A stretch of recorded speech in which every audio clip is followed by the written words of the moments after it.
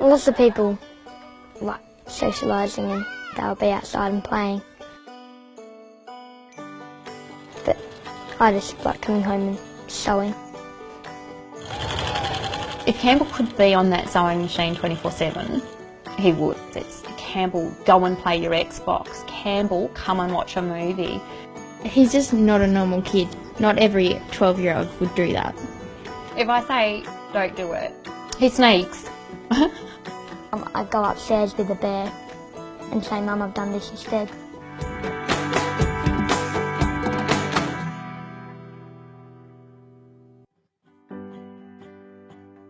So not fair. There's 9 children in this house, so I've been pregnant forever. But there were 2 he prepared earlier, thankfully. I didn't do them all. And Campbell is just wired really differently. Back when I was 9, I was asking Mum if I could buy presents for kids in hospital.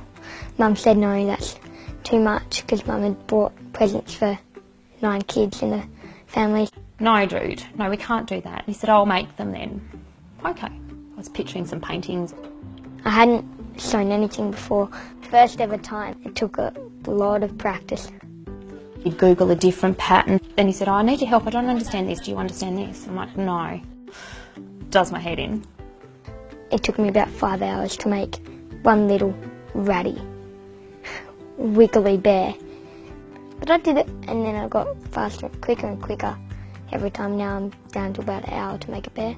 This is all my fabric, basically. I've got some patterns in these. Makes me feel a lot better when it's all organised and in place.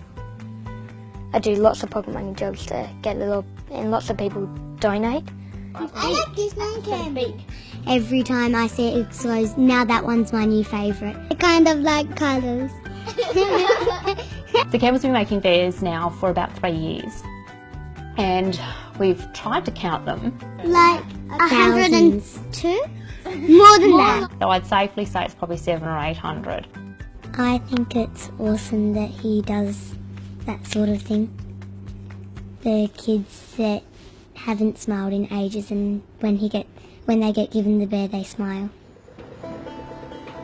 So I've come to the hospital and I'm going to give some bears to sick kids.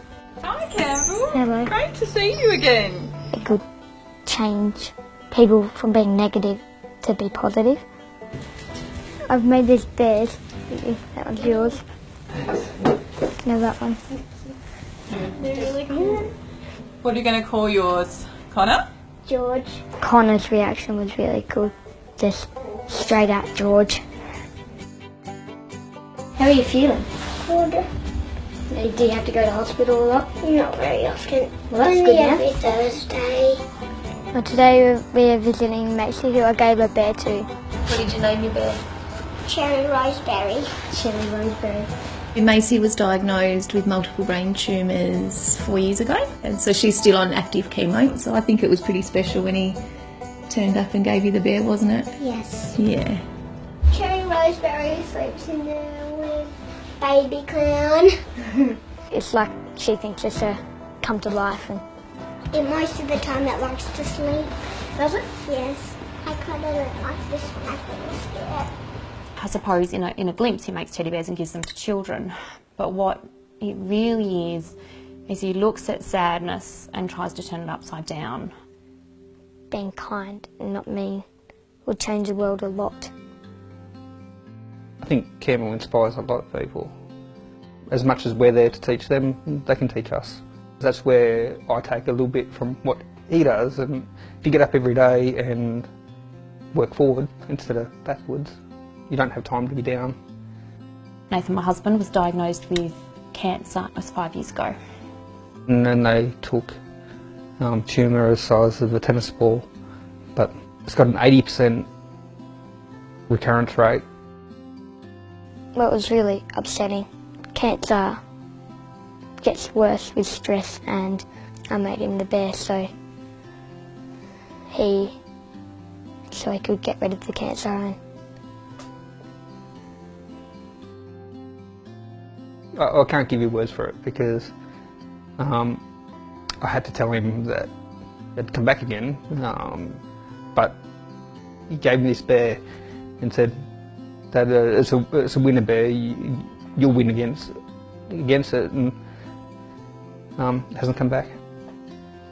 And it's been over a year now, and I haven't gone that long since, so maybe bear worked.